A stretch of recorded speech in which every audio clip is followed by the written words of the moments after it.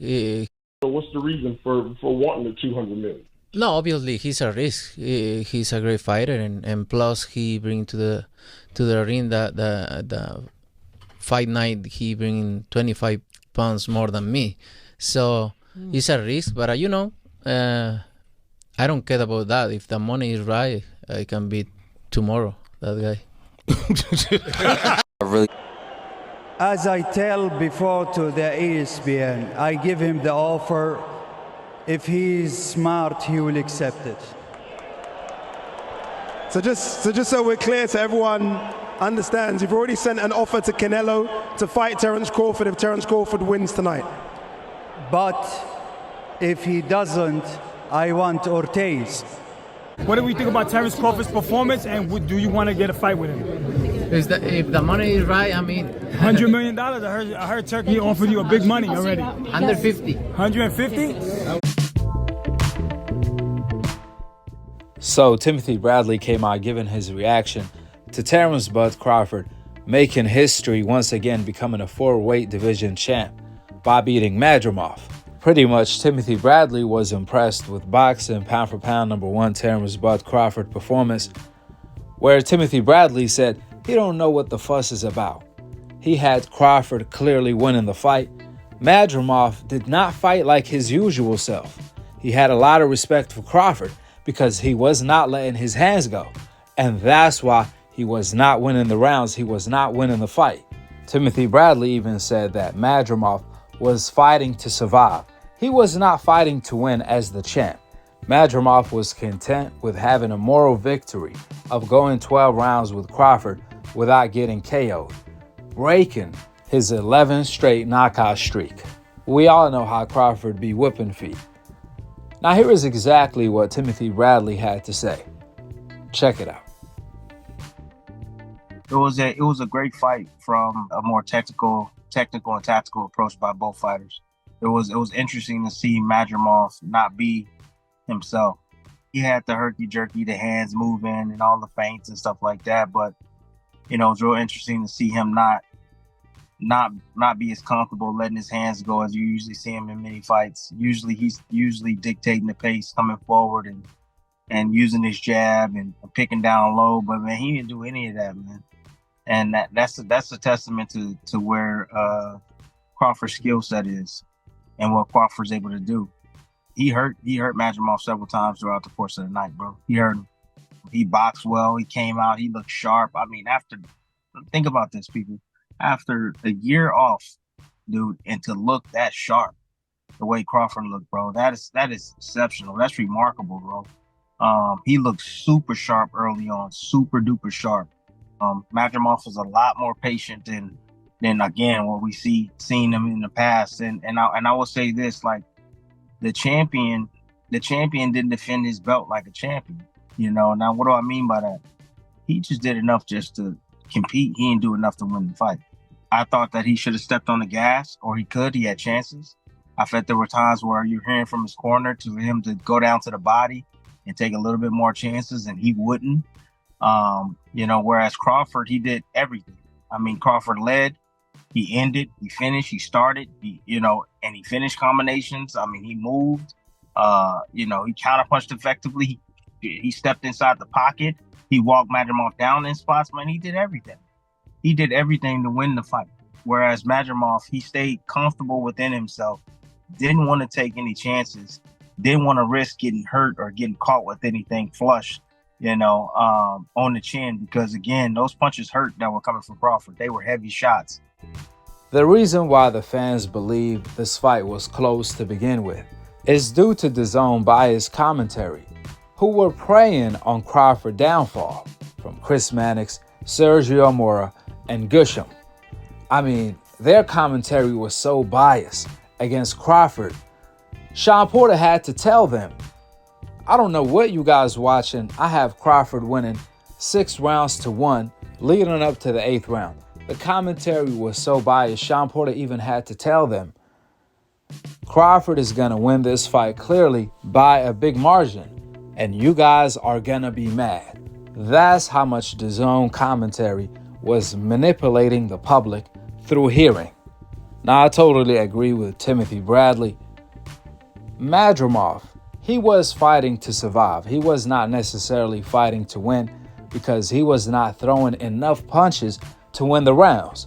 Madrimov couldn't figure out a way to get close to Crawford without getting hit, or just throwing punches, period, at any distance without getting hit by Crawford counters. That's what Madrimov was worried about, which is why Madrimov kept his hands at home. I went back and watched the fight, and that's exactly what I saw. I saw Madrimov not being active enough. He was a completely different fighter, not fighting like his usual self, which speaks volume to how good Crawford is. Moving up in weight to his 4th weight class, he made the bigger man respect him, to the point where he made him change his game up. Now, Madrimov was not the only one who was praising Crawford as pound-for-pound number 1. Canelo Alvarez is another fighter who said, "I don't see anybody beating Crawford in or around his division." And after Crawford beat Madrimov, Canelo tried to downplay Crawford's performance. He said, "Crawford is easy money." However, with the next breath, Canelo said he needs $150 million to fight Crawford. Now, remember, Canelo didn't ask for anything nowhere near that to fight the easy money Edgar Berlanga, but he wants $150 million to fight a welterweight. Canelo is getting his minimum to fight Berlanga. We talking about less than $30 million. So when you do the math is not mathing, because when Canelo was asked, "Why do you want $200 million to fight Benavidez if he brings nothing to the table?" Canelo said, "Well, it's because he's a big risk. He's 25 pounds bigger than me." Well, ironically, Crawford is 25 pounds smaller than Canelo, and they not even in the same division like Canelo and Benavidez were. Crawford and Canelo were 3 divisions apart. Even then, Canelo wants $150 million to fight Crawford, which means Canelo doesn't see Crawford as easy money. He sees him as risky money, a high risk, just like Benavidez, even though he's 3 divisions smaller than him. We all know if Canelo viewed Crawford as easy money, he would have had fought him just like Berlanga for his minimum, let alone his biggest payday. Canelo just turned down his biggest payday from Turkey to fight Crawford in order to ask for $150 million, just like he asked to fight Benavidez. We all know what time it is.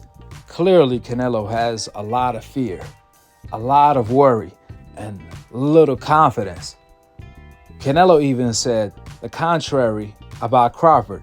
Canelo said Crawford has a lot of confidence, and that confidence is what Canelo fears. That's what's making Canelo Alvarez worry. When he sees Crawford, he sees another Floyd. Even though Crawford is smaller than him, way smaller than him, he can still see Crawford beating him. That's right, Canelo sees himself losing to Crawford. That's why all of that easy money talk is BS. Since Canelo already admitted the reason why he's asking for $150 to $200 million to fight Benavidez is because he's a high risk. Well, Canelo's asking for the same amount to fight Crawford, even though he's that much smaller than him. He sees Crawford as high risk, not easy money. And that's why he's asking for $150 million. With the opinions out of the door and the facts laid out on the table, go ahead and drop your thoughts in the comment section below. Subscribe below. And to be continued on the next episode of Akhi TV. Peace out.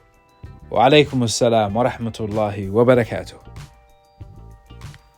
And let me ask you something, man. What do you think about Canelo? Canelo turns down $55 million guaranteed plus 100% pay-per-view buy to fight Benavidez, man. What's your thoughts on that? He's scared there. No ball. Come on, dog. Look. He's ridiculous. He shouldn't. If you want to fight, I'll fight. Right. God. And then Canelo asked for $200 million. He said, "Okay, if I'm going to fight, I need $200 million." He can't, because he will need $200 million for his doctor bill. Who wins the Benavidez fight, Canelo? Benavidez about 3-4 rounds. 3-4 rounds. Who would you say? Who do you believe today is the pound for pound number 1? Terence Crawford. Hands down. Hands down. Terence Crawford. I'm a dog. Right. I've been on for 30 years, so you know, it is what it is. If Crawford moves up 3 divisions to fight Canelo, He won't stop Canelo. He's going to stop Canelo too. Not around. think he'll stop Canelo? No, I'm hungry. Okay. James, you like David Benavidez a lot. How do you think he would have hung in your era? Hey, put it this way. None of these fighters today could hang in my era. None. So don't even go there. Okay. My era, and this era, my era is the good era. This is the era. How about Canelo? This is the era. True story. Yeah. What do you think it's taking so long for Benavidez and Canelo to get in the ring together? For Canelo to get some balls. Tell Canelo to get some hungry. I sent him some.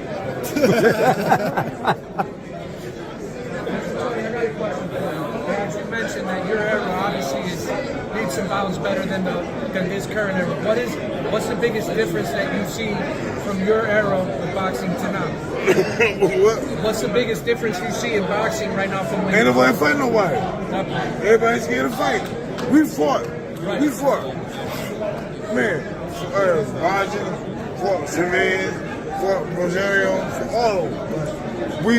I fought Roy Jones. I had to fight, but I fought anyway. I fought McCallum, everybody. Everybody who wanted to get it. Are there any fights that could potentially happen that you would like to see? They don't happen. Do you think? I want Canelo and Benavidez. But it ain't gonna happen. Because the ball is too small.